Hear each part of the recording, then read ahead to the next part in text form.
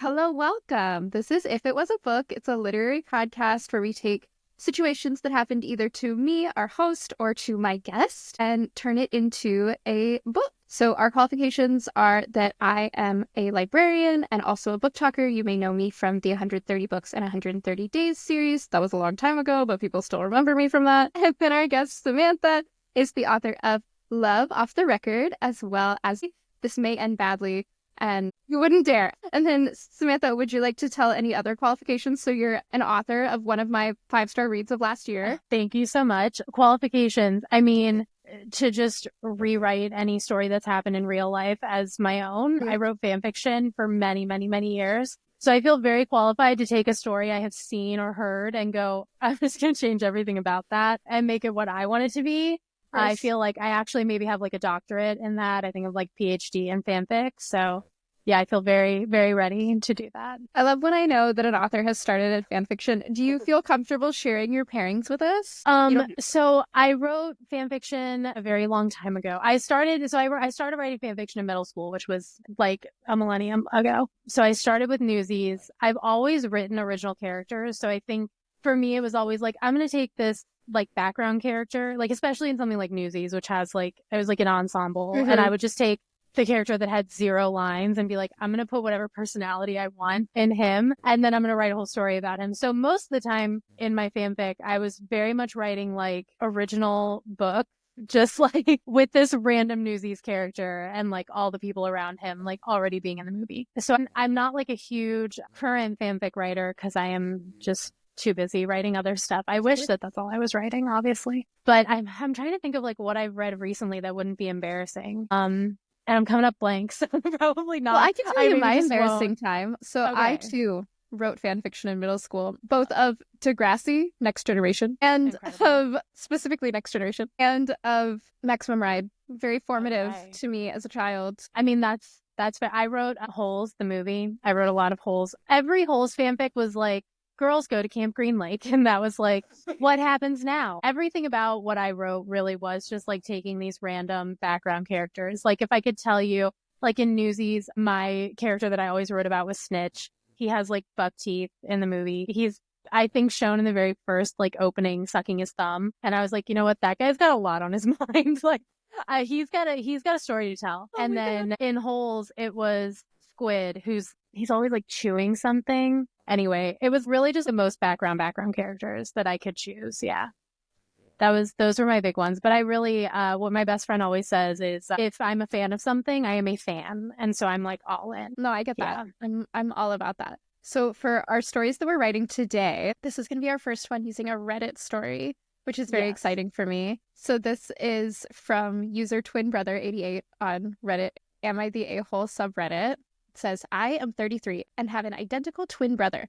For a while, I have told my wife that none of her family members notice me or care about anything I do on Christmas Eve, but still insist on me attending. She told me that's not true. They genuinely like me and enjoy talking to me, but I know that the only times they've included me, I've had to basically insert myself into conversations, and it felt awkward and unnatural. So I've had a wager with my wife to bring my twin brother instead of me to see if anyone noticed. I purposefully did not prep him on anything. He went in completely clueless. He knew why we were doing it and was game. As I suspected, Steve confirmed that he wasn't approached all night. Nobody could tell he wasn't me, and he admitted that he even felt excluded and could only imagine how I felt. So for Christmas morning, I invited Steve to join. Normally, he's with my mom and dad every year. They know about him, obviously, but didn't know about the switch-aroo. That was when I revealed that last night I was Steve, and I expressed my disappointment that nobody noticed and said this is why I stopped trying. Nobody talks to me. My wife drew the line here. She was hoping we would keep this between the two of us as a funny prank. But how can I expect her family to see what jerks they've been if I don't expose it? I am a huge fan of this. I love a twin, like twin anything. I found like in some older projects that I wrote, I realized I had written twins into like every single thing, like in the background. And I was like, what is my obsession with twins? But I'm obsessed. I love it. Maybe it's like I grew up in like the Mary-Kate and Ashley era. And so I think there's just like, there is a twin switcheroo thing that just like, it flips a switch in my brain that I love. No, I love that. I used to, on the playground, pretend that I had a twin. But in like the most annoying, there is not two people and it's very clear, where I'd be like, oh, I have to go to the bathroom. It's Stephanie now, or whatever her name was. I don't remember it, but it was very obnoxious. I love that. I I also love had a friend obnoxious who children's looked exactly stories. like me, not exactly like me, but it was like another redhead with freckles child. And my hair was a lot redder back then. And so we would pretend that we were siblings. But I love that too. I love weird kid stuff. I think kids, we should retain our weird kid stuff for a lot long. You should pretend you have a twin now at work. Go to the bathroom and come back and you're Stephanie.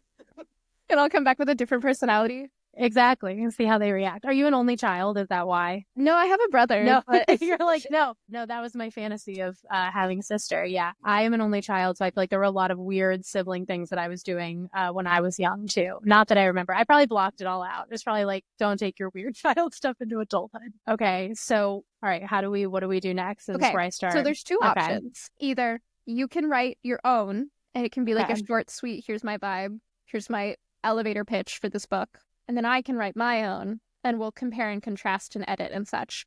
Or we can work together to make like a chaos series amongst ourselves. Perfect. I like us working together. I feel like we're vibing. Every person has chosen to work together. Perfect. Yeah.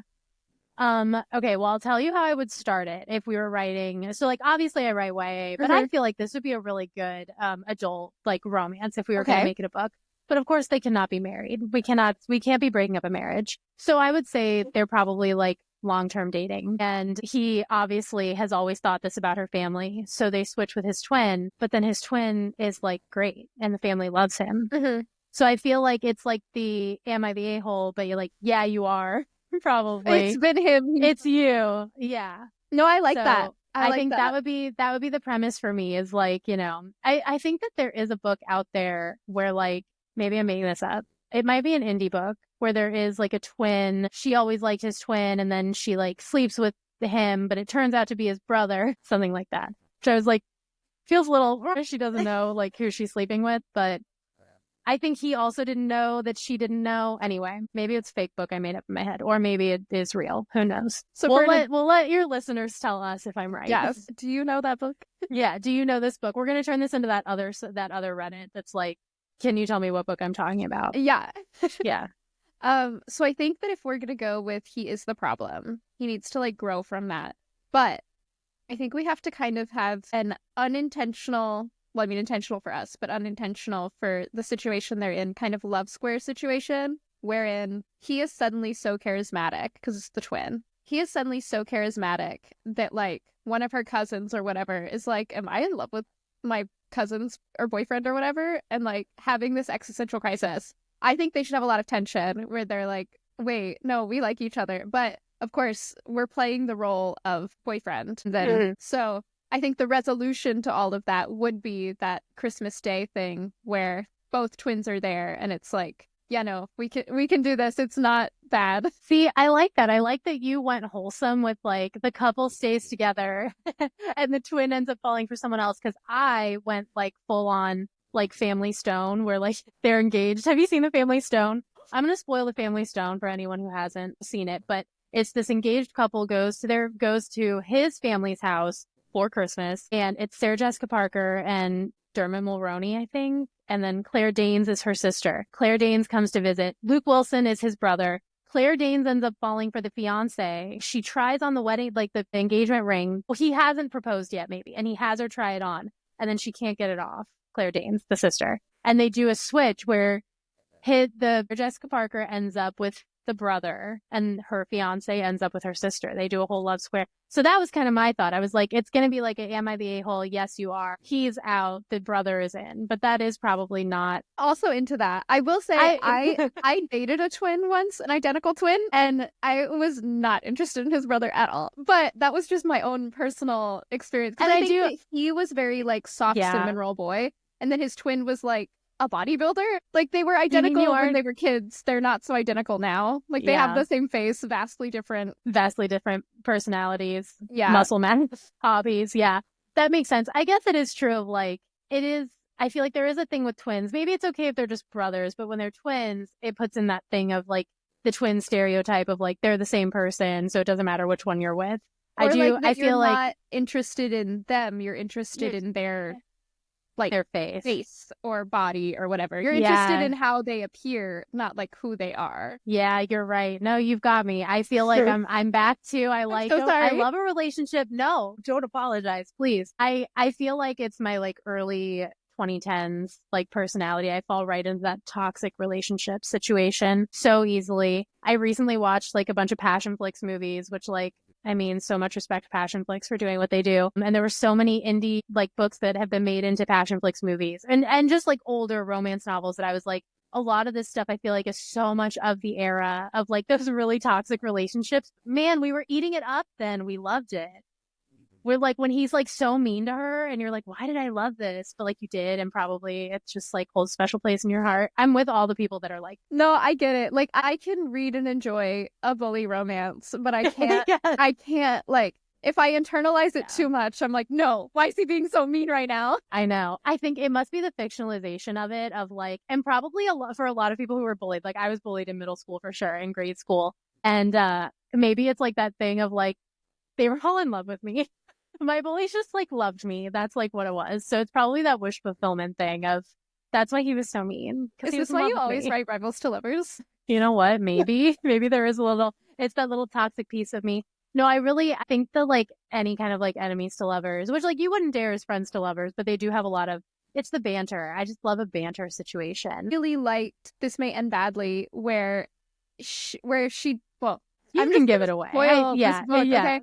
Anyways, spoilers for This May End Badly. I really liked that, like, she still had her rival in the end, and it wasn't her love interest. It was, like, his roommate or friend or whatever. I can't remember who was, like, it was, living. So they are cousins. So This May End Badly. Yeah. Oh, my God, because the grandpa stuff. Okay. Yes. Which is why 3 ends up being the love interest in Love Off the Record, because when I started writing This May End Badly, which is about 2 rival boarding schools, and the main character is Doe, she's at the girls' school, and then there are 3 and his cousins, and they are all at the boys' school. And when I started writing it, it was definitely supposed to be Doe and 3. I wrote this beginning like prank scene where they have this move-in day prank, and her and 3 have this moment where she's up on the roof of her school and they're looking at each other, and I was like, this is it. And he was like, I'm definitely the love interest. I was like, you're the love interest. And then there's like literally at the end of that chapter, she's going down to like get a snack and someone's like, oh, there's a wellborn at the front gate for you. And I was like, it's going to be 3. And 3 was like, it's going to be me. And she turns the corner and I was like, I don't think it's him. And it's not. It's his cousin. And I was like,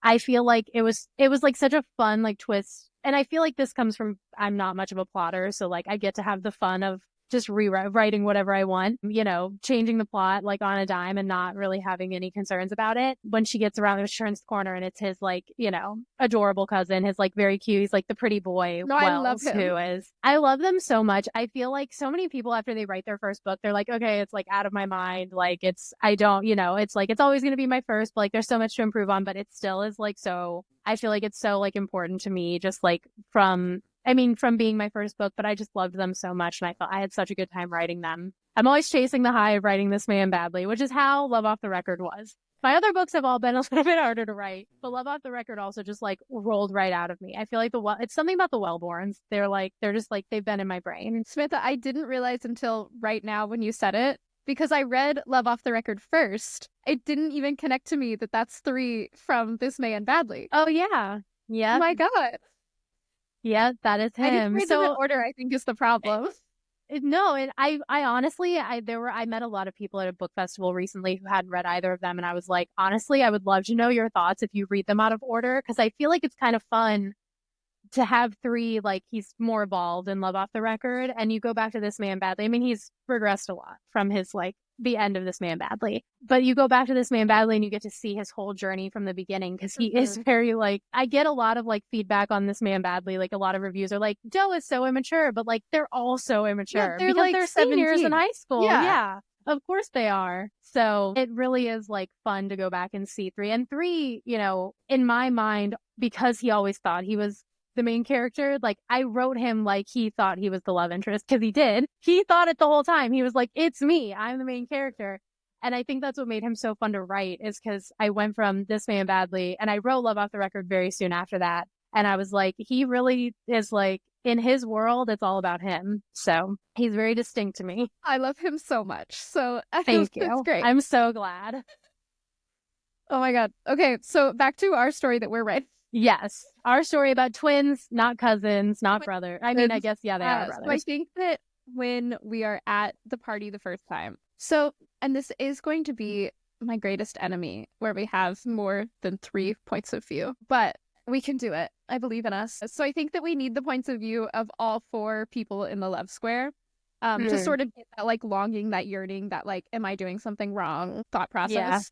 You know what I like? I like a companion novel. So we have the couple in trouble, and then we have the companion novel about the twin and the cousin. Yeah. I feel like we get to have both, and we don't have to do so many points of view. I mean, as much as I do kind of enjoy, I like a lot of points of view, but I think that also comes from like, I've read a lot of older books. Like there's a really good one called Bet Me by Jennifer Crusie that has, it's dual POV, and then it's also got the points of view of like the exes who are like the villains in it. It's very interesting. It's a lot of fun.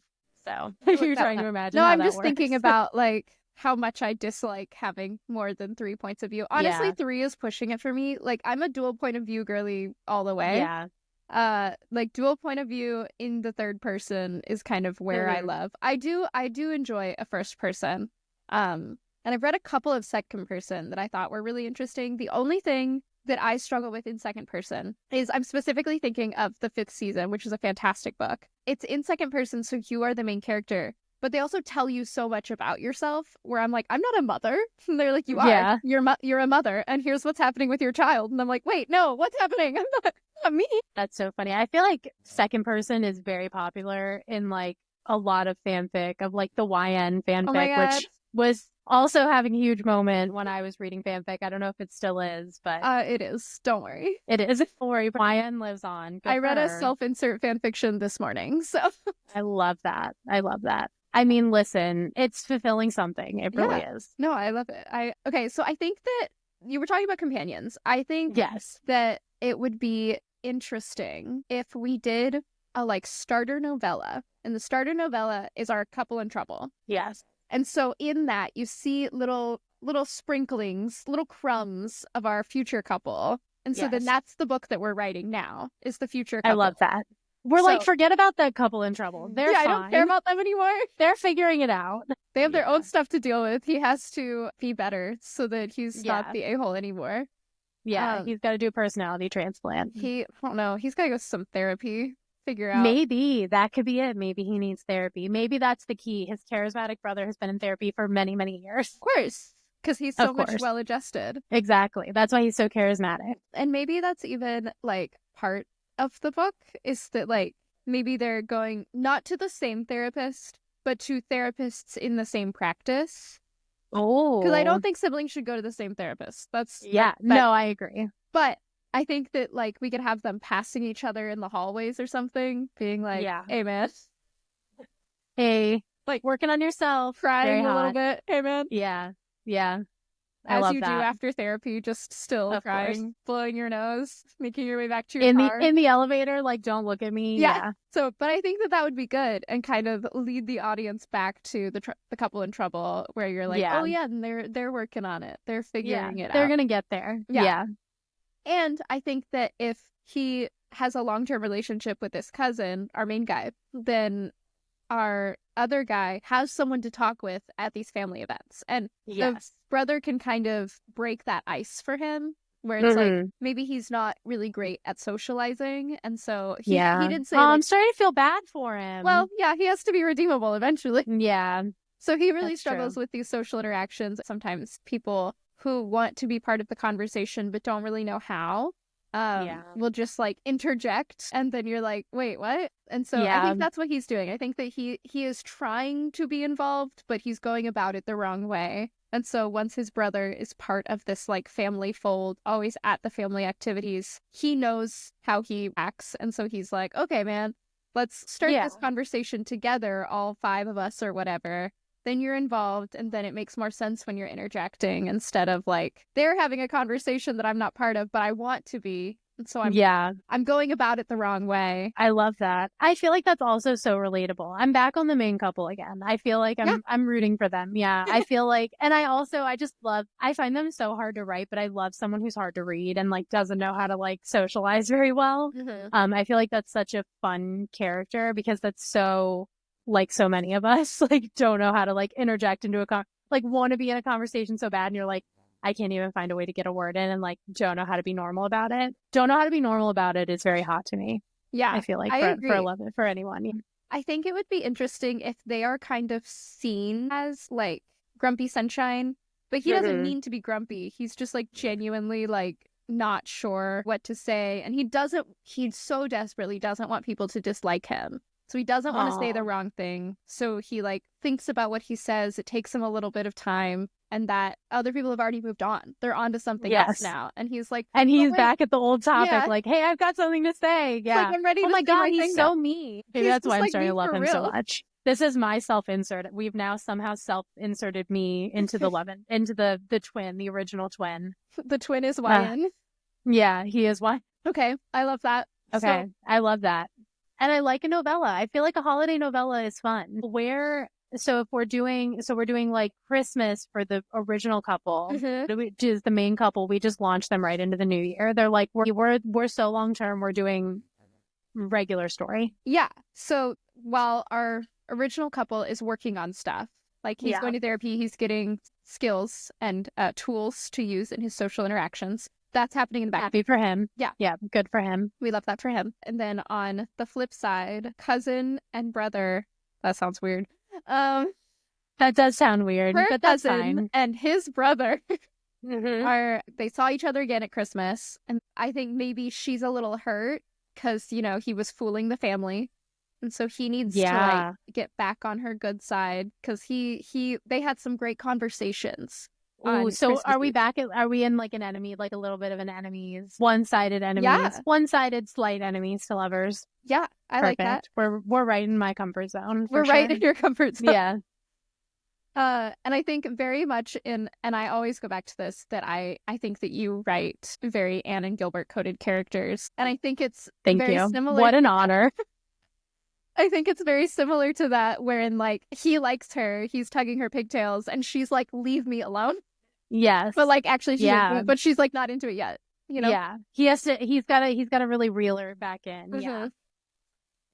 I love that for them. I feel like I'm going to be thinking about them a lot after this. They don't even have names. You can name them if you want. They're just cousin and brother, which sounds a little wrong, but that's fine. That's fine. It sure does. I think that the twin had a name. Hold on, let me go back to the Reddit post. I'm trying to think now, too. Steve. I was just going to say, was it Steve? But then I was like, I know a Steven. And I was like, am I just inserting now Steven? The brother is Steve. I think that'd be fun if she calls him Steven, whether that's like his full name or not, where she's like, you're in trouble with me. And so you get full named, even if that's not I love a full name. I love an anti-nickname, too. I love a nickname also. I feel like of my generation, we were so nickname heavy in books back when I was young. But I feel like I love when someone has a nickname and someone else just like in did you ever read Anna and the French Kiss? No, but I know it's like very popular. Classic YA, like golden age, I feel like. And I remember when it was like something that John Green recommended on his Vlog Brothers channel. Oh, I'm sure. Yeah, it's very much like that generation of authors. And his name is Etienne St. Clair, and everyone calls him St. Clair.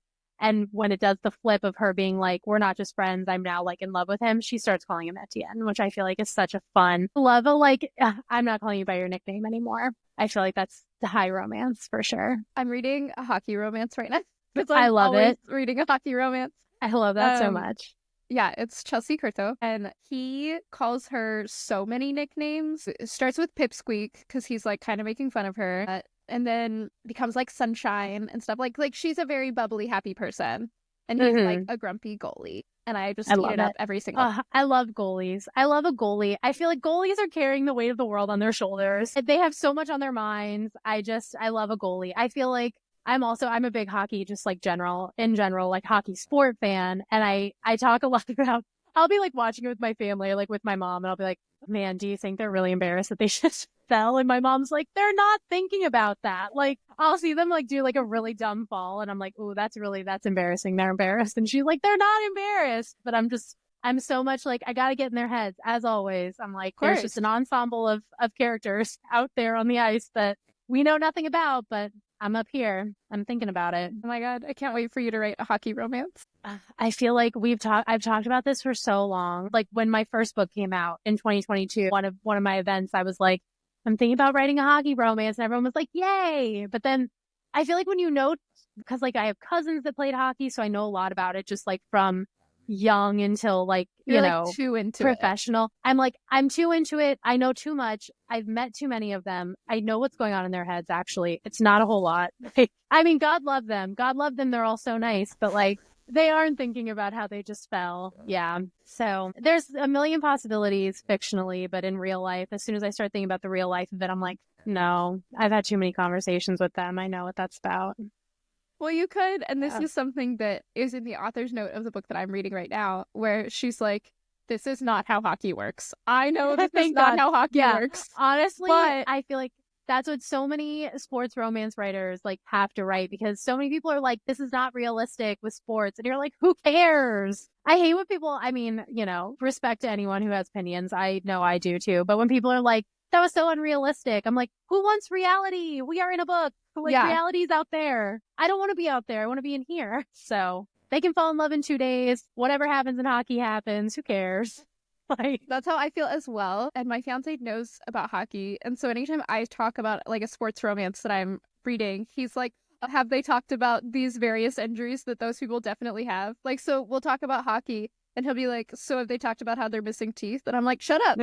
We're not talking about this. And you know what? So many players, you can tell him I said this. So many players now are not missing teeth because they have so many safeguards in. They have so many, their helmets are safer. They've got visors. They've got mouth guards. I mean, look at like Shane Pinto. I don't think that man is missing teeth. Anyway. No, I'm all of my glad hockey to know opinions. that, and I will tell him because he needs to know. You can tell him now we're fighting. That's right. Yeah, vicariously through you, I guess. Yeah, that's okay. But then, like, I live in Texas, and so anytime there's like a football sports romance, I'm like, I wonder how many concussions that guy had. Yeah, we're like, CTE does not exist in the romance world. Yeah. Football, man. I really went through like I need to read a lot of football romance because I recently rewatched Friday Night Lights, of course. Sure.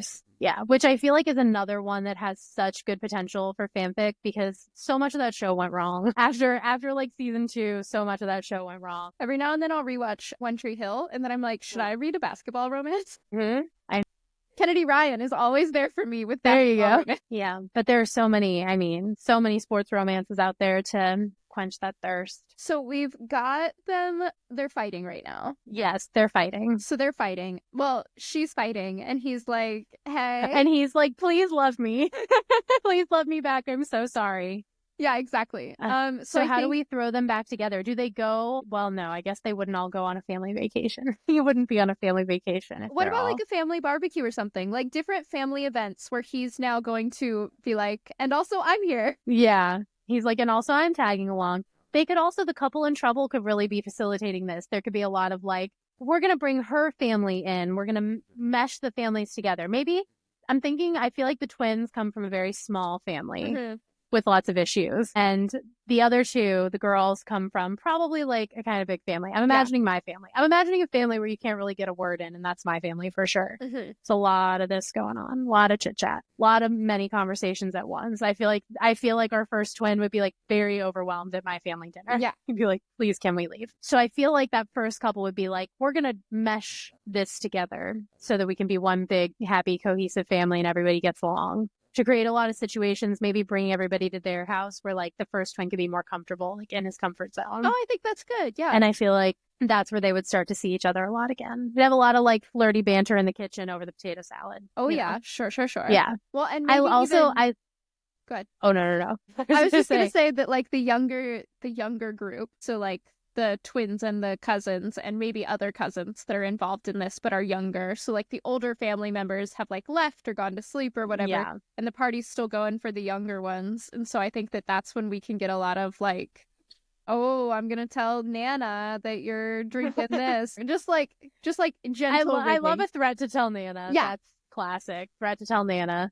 Where like she's being mean to him and he's like, you sure you want to be mean to me right now? I could take this picture and send it to your Nana or whatever.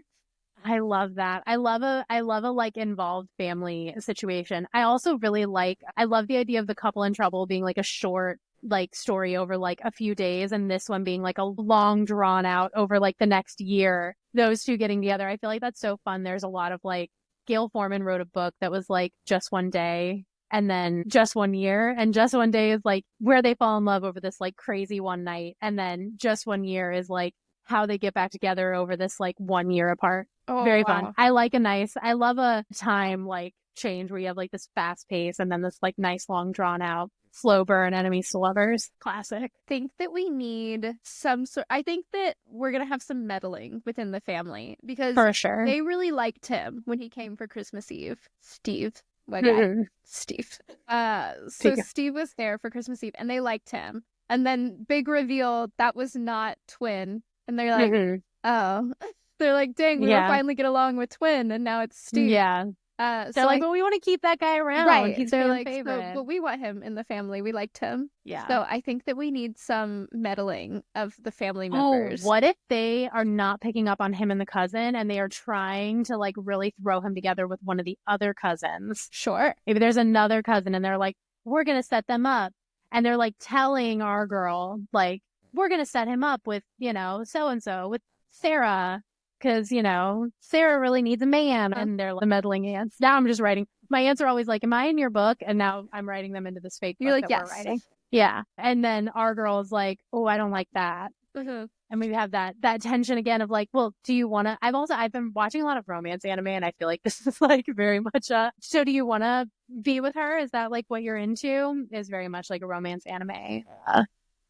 Which romance anime are you watching right now? My God. So after this like wild beginning of the year that I've had, I was like, I'm really going to settle down. I just binged, what's it called? A Sign of Attraction? Yes. A Sign of Affection. Which was so good. A Sign of Affection. Yes, that's it. Which was so good. I had such a good time. And then I just started, I think it's called Anyway I'm Falling in Love with You, which is like this girl and her 4 like childhood friends who are all boys, and then one of them confesses to her, but then it seems like another one likes her. I love like just like I watched Fruits Basket.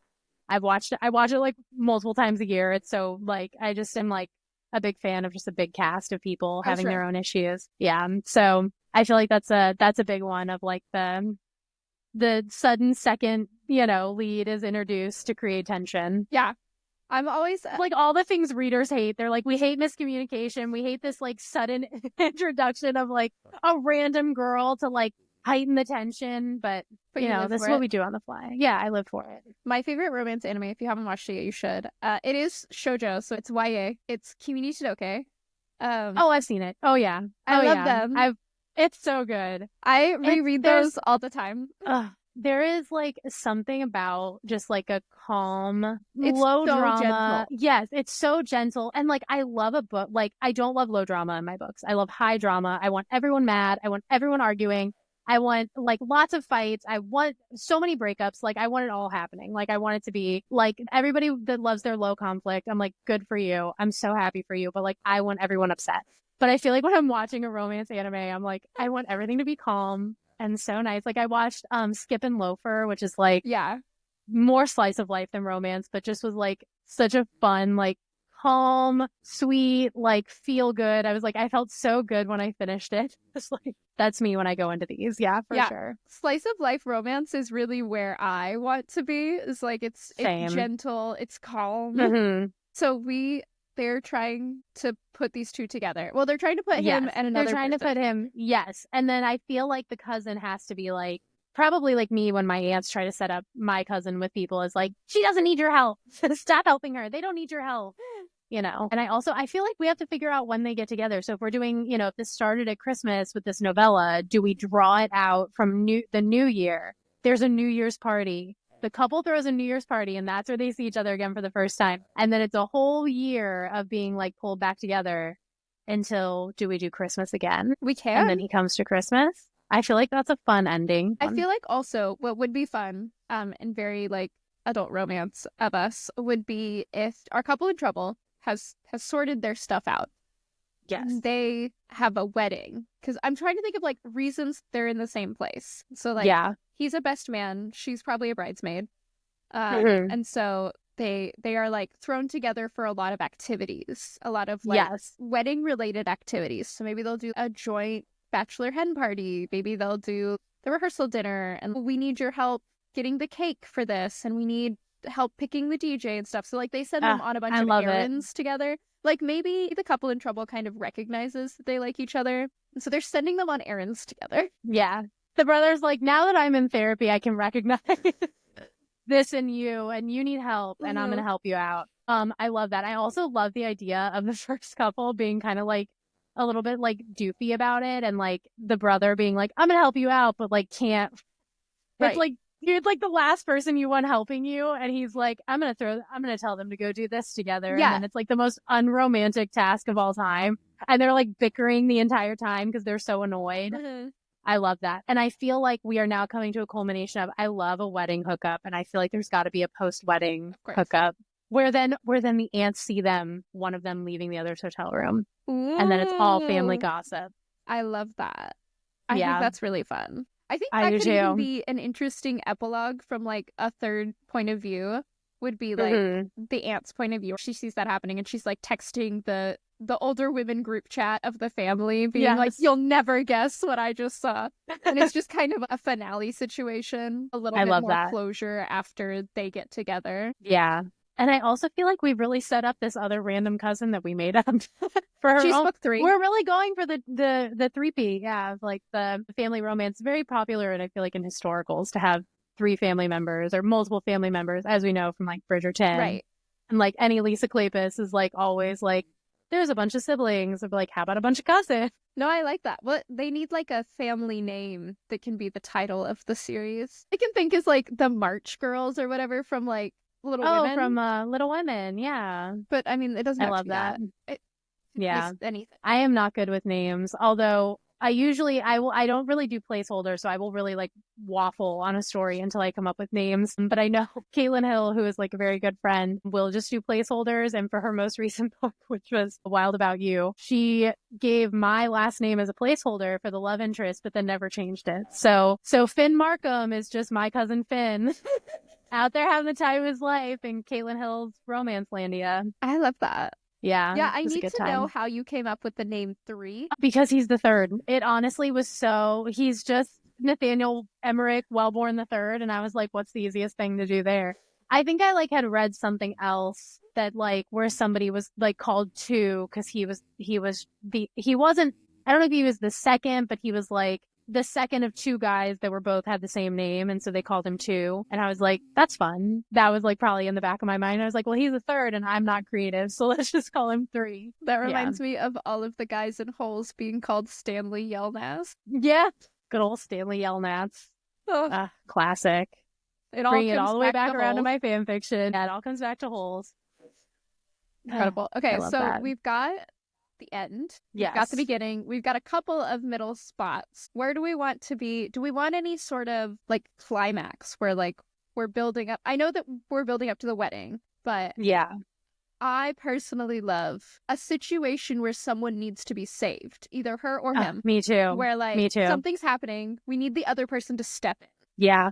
I mean, it could be the joint like bachelorette party. Oh, that'd be fun if they're like going out and like maybe people are getting a little too close and they're like, hey. Yeah. Or there's like a bar fight breaks out.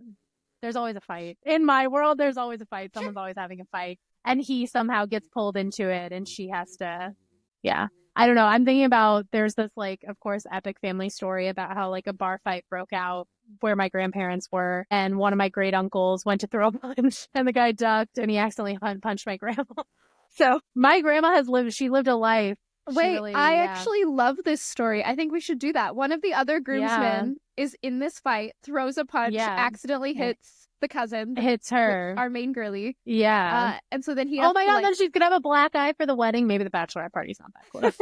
So then he has to like take care of her and like nurse her to health. Maybe it'd be kind of cute. I love a little bit of a non-traditional option. So I think it'd be kind of cute if, just because you said black eye for the wedding, is if he like stays up really late, like looking up makeup tutorials to cover the bruise. And so then Oh my he's God. like, don't even worry about it. I've got it covered. And Yeah. does her makeup. I love a role reversal, like a makeup moment of like, I feel like obviously always hits in sapphic romance, but like when it's like her doing makeup on him or like him doing makeup on her, there's another back to the Stephanie Perkins, romance universe of Anna and the French Kiss. The next one is Lola and the Boy Next Door, and he does her hair at the end for like this big like thing that she has to do. And I was like, that's so romantic of like, I mean, he already knows how to do it, but like learning how to do makeup so that you can like help her, cover up her black eyes. That's hot. That's a good one. I agree. Okay, so I I think we've got like a pretty solid series of events, and then I agree. plans for book 3. Yeah, I mean we've got a whole series going, a novella. Yeah. So we've got the novella, we've got the first full length, and then the second one, which is either also a novella or another full length. Who could say? Who could say? So we've got like 0.5 and then 1. It's got to be the other cousin. It's got to be like one of the twins' best friends that's also in the wedding. We've got to like keep it in this very like weirdly. Maybe the one that threw the punch. Groomsman. Because he's got issues too, clearly, because he's violent. Mm-hmm. I love a, we got to like rehabilitate this violent man. Yeah, now situation. Everyone's in therapy. Yes. And you know what? That is the moral of the story. The moral of the story is everyone should be in therapy. Agreed. They're all in the same building running into each other in the elevator. I love that. Yeah. Okay. The final epilogue is like one of the therapists, the receptionist that like sees them all coming in and out. And she's like, I think God. That's fun. Like, it's a little invasive, but I think that's fun. And in the romance world, who cares if it's invasive? It's all fiction. To the people who would be like, that's not realistic, ram that thumbs down. We love unrealistic stuff here. So real. I love when an epilogue is just in some random person's point of view, just like an onlooker, because that's me. I'm the onlooker. Yeah. And then there's another onlooker. I think Nicola Yoon did that, I think, in The Sun Is Also a Star. I think there's like a random epilogue like at the end from someone that I felt like was, I mean, obviously she's genius, so everything she does is perfect, but it was a good one. It was good. I liked it. I had a good time with that. Stephanie Perkins. We've had Bethany, Nicola Yoon.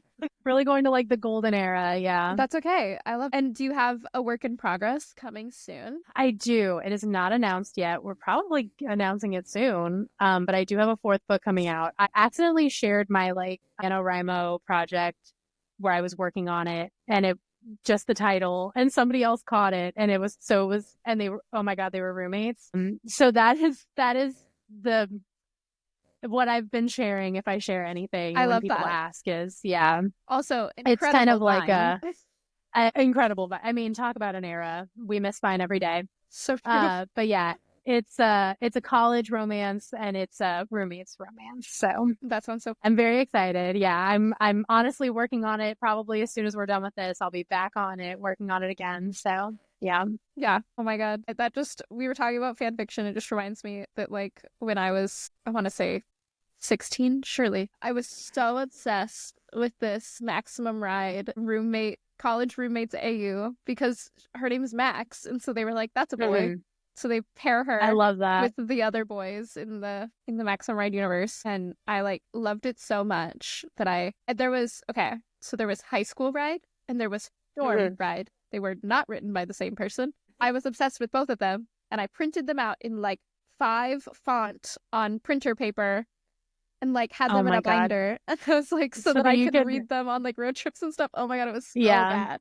I wonder if binder still exists somewhere. I'm sure it does, probably. I'm sure I have binders of I know that I have binders of fanfic like in my mom's basement, because I keep making her keep stuff. She's like, take it out of my basement. I'm like, not yet. Those are the memories of your child. That's that you love, so you can keep them for a while. Yeah, I feel like printing out fanfic is like, when I finish a fanfic, I immediately like print a PDF and like save it, because there were so many like that I lost. Like I read this, I was really big into Narnia fanfic for a while when the movies came out in high school, and there was this one that I was so obsessed with that was on LiveJournal, which I feel like really ages me, but it was on LiveJournal, and like it was about it was like the actors that played like the older siblings in the movie, and there was so much fanfic about them, and it was like about them meeting like later in life, like working on a project together, and I loved it so much, and I have never been able to find it because LiveJournal's like not even a thing anymore. Yeah. There were a lot of fanfiction.net fanfics that I had like on a little USB drive, and I would keep that little USB drive in a purse that was shaped like a monkey because I was 13, and I don't know what happened to that. Yeah, probably in the same box with your binder of the Dorm Max. Dorm Ride. Is that what it was called? That's okay. Dorm Max. The biggest dorm. No, I love that. Okay, so we wrote a book. Wow, wonderful. In like Look at less us. than an hour. If only it was so easy and real. I know. Tell me about it. I was like, if only all the ideas came this easily. It's the twins. We were inspired. Yeah, because twins are always great. And you're right. It is because we grew up with Mary Kate and Ashley Olsen. Yes, absolutely. I hope they're having a good time. I don't know what they're up to. Me too. Days. They have like a fashion making line. Perfume. Oh. Yeah, they do have. They have a good. Their perfume is called Elizabeth James. I guess named after their siblings. Their brother that they wanted to sell. You know him.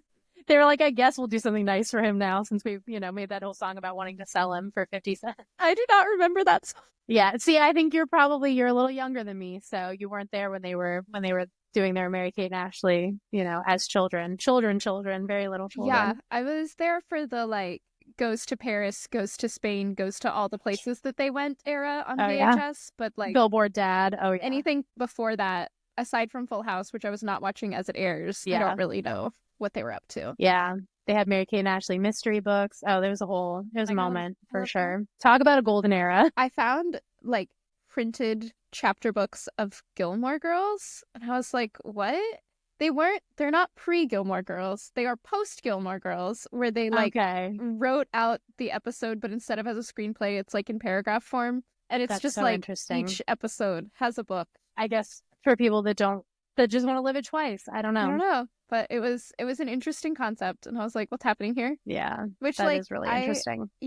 I enjoyed Gilmore Girls, but I don't know that I would read the books. Same. I don't think I would read them over like watching it. Yeah. Just watching it again. Which I know that I brought it up earlier, but genuinely from everything you've said that you like, especially the like high drama, everyone should be in pain kind of situation, I think that you should watch One Tree Hill if you haven't. I haven't. And you know what? Everyone says that. And I watched all the other classics. I watched The OC. I watched like Pretty Little Liars. Like I watched Friday Night Lights. I watched Friday Night Lights when I was older, like in my 20s. But like, yeah, One Tree Hill is definitely one that I feel like so many of my friends are like, I can't believe you haven't watched this one. So maybe 2025 will be the year. You would love. From what I have seen, from all the clips I have seen of it, yeah, definitely. Same with like Dawson's Creek. I'm like, I'd probably like everything not about Dawson. I would just want Pacey and Joey. And that's another one that I feel like I was just a little too young for Dawson's Creek. And I don't know, One Tree Hill was perfect for me and I just missed it. I tried to watch Dawson's Creek and I think I'm a little too old for Dawson's Creek when I tried to watch it. Where I was just like, what's going on? Why are we doing this? Which, like, I know that we had talked about, like, yes, things geared at teenagers, they're gonna make bad decisions because they're teenagers. Yes. But some of them I just can't handle. And that might be your experience when you're watching One Tree Hill, because there's, like, so much trauma, but, like, in a fun way. Yeah. If you watch it, I need you to text me when you get to the season finale of season 1, because you're gonna be like, is this the wedding? 17-year-old decision anyone has ever made. Okay, because I've seen so much. I've seen like I know that two of them get married really young. I've seen the thing about like that happens at the limo or something like with the perfect. All right. Well, maybe this will be. I mean, obviously, I'm about to finish all my romance anime, so maybe now I'll go straight to One Tree Hill. It's like not enemies, but it's kind of enemies to lovers situation. I think that you will enjoy it, wherein like he is enemies with her best friend and like hangs out with her to bother her best friend, and then he like falls madly in love with her. Love that. So that's all. I mean, that's what else could you ask for? And I will say, as a child watching that, I was like, oh my god, this is Endgame. And then rewatching it as an adult, I'm like, what are you doing? Yeah, you're like, this is like every bad decision that could be made has been made. But you know what? I ate it up, and it just gets more dramatic the longer it goes. It goes on through high school. It skips college, and then you pick up.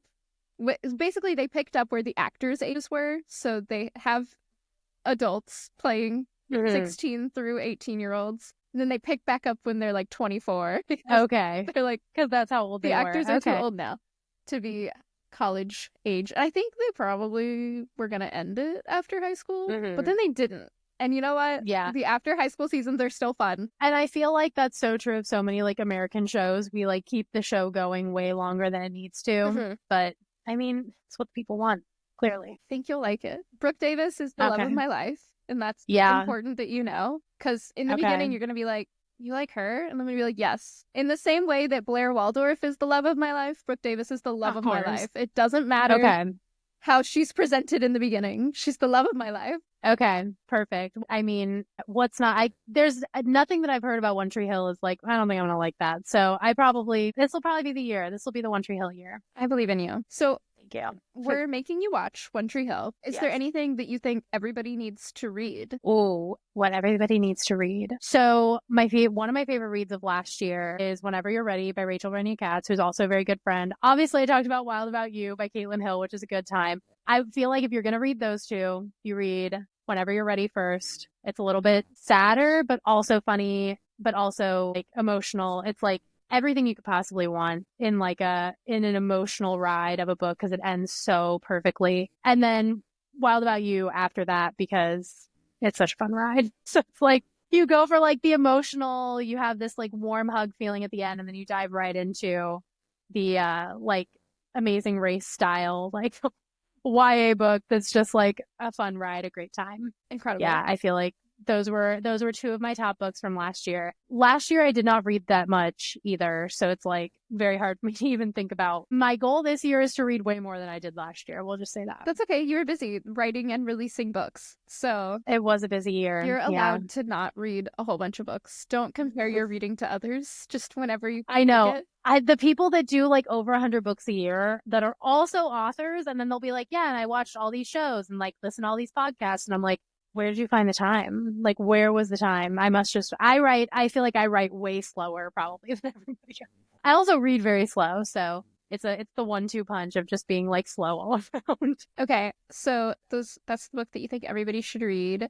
What is your most anticipated book of 2025? So my most anticipated book is a YA fantasy. It's called Holy Terrors. It's the last in this like trilogy by Margaret Owen. She is just so good at writing. Like she's so funny. Everything is so tightly plotted. And then there's also this like incredible romance. I mean, the first book, I was like, wow, we really are not stepping on our love interests enough in romance. But like, I love a fantasy romance because I'm like, everything is like on the table. Like there's nothing off the table. Violence is on the table. There's no violence in contemporary romance, which like there shouldn't be. We don't want violence. Right. But like in fantasy, I'm like a little bit of violence, I feel like just ups that romantic tension so much. So Holy Terrors is really high up there for me. I cannot wait to read it. It's been like, I've been dying for it because I feel like it's been a very long wait from when the second book came out. And Margaret has been teasing it. She put up like, I think 9 or 10, I could be inflating that number, but she put up a bunch of like short stories that take place between the second book and the third book on what she calls the People's Website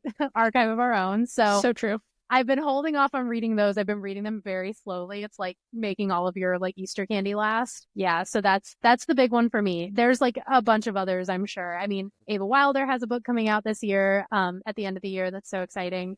So does Rachel Rennie Katz has another book coming out this year. She's like a top for me. I also, I really want to read Unromance by Erin Connor that just came out like a couple weeks ago. So yeah, lots of books to read. If you like, when you were talking about the fantasy that you were like, they need to step on each other more, it reminded me that I think that you should read Dagger and the Flame by Catherine Doyle. It is, I would say, new adult fantasy. It is published as I'm writing it down right now. Young adult fantasy. There are a couple of scenes, spoiler alert, she has a magical healing orgasm, so I wouldn't consider it YA. Perfect. But other than that, so I'd put it at new adult, maybe very upper young adult.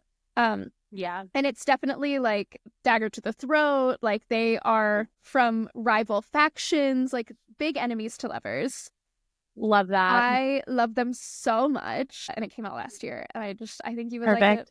Okay, well, I've got it on my list now. And I am trying to, my big thing this year is I'm going to read more fantasy. So this is probably coming up quick for me. I feel like romance takes me forever to read because there's so many, but I'm getting like back into fantasy and I'm like, it's just like everything I see goes right on the list. Have you read the Ember and the Ashes quartet? I have not. Oh, wait. Saba Tahir. Yes. I have. Okay. Yes. I read that one a long time. Yeah. That's okay. New book has just come out, which is like a companion. Okay. It's called Air. It takes place after Oh, I did see the that. Ember and the Ashes Quartet. Very good. Very good. Okay. Definitely All recommend. right. Good to know. I mean, she's always on the list because she's like, she's incredible. Mm-hmm. So, well, thank you for being perfect. on my lovely little podcast. Thank you. This has been If It Was a Book, a literary podcast. If you have a story that you would like to submit that you want someone to rewrite with me, you can do that at ifitwasabook@gmail.com. And one of my guests was like, you need intros and outros. And I was like, okay. And I am just still not good at them. So I'm just like, at the end, it's where can we purchase your books? Everywhere? Everywhere. Yeah, you can order them anywhere. You can order them if you want to order them from My Local Indie. My Local Indie is the Novel Neighbor. They will send it to you. Otherwise, you can order it anywhere online, Barnes & Noble, bookshop, your local library. Come to your local library. I might be there. Keep an eye out for a new book announcement from me that should be, hopefully, I think it'll be 2026. So that'll be coming soon. We should have a cover soon. So if you follow me, I'm on Instagram. I'm mostly just on Instagram. It's sam.markum. And I will probably have new stuff going up soon. So very exciting. I do follow you. Thank you. You can also follow me. I'm Wicked Reads everywhere. And then the podcast has its own Instagram and TikTok that I don't post to very often. But the Instagram I try to post to, it's If It Was a Book. You can also watch the episodes on YouTube if you want to see us be crazy, or you can listen anywhere that podcasts are. We're on Spotify, Apple Podcasts, Amazon Music, other ones, whatever ones the internet told me to list it on, it's listed there. Probably wherever you listen to your podcast. Wherever you listen to your podcasts, that's where you can listen to this. Exactly. And new episodes come out every Monday. So thanks for listening. Bye.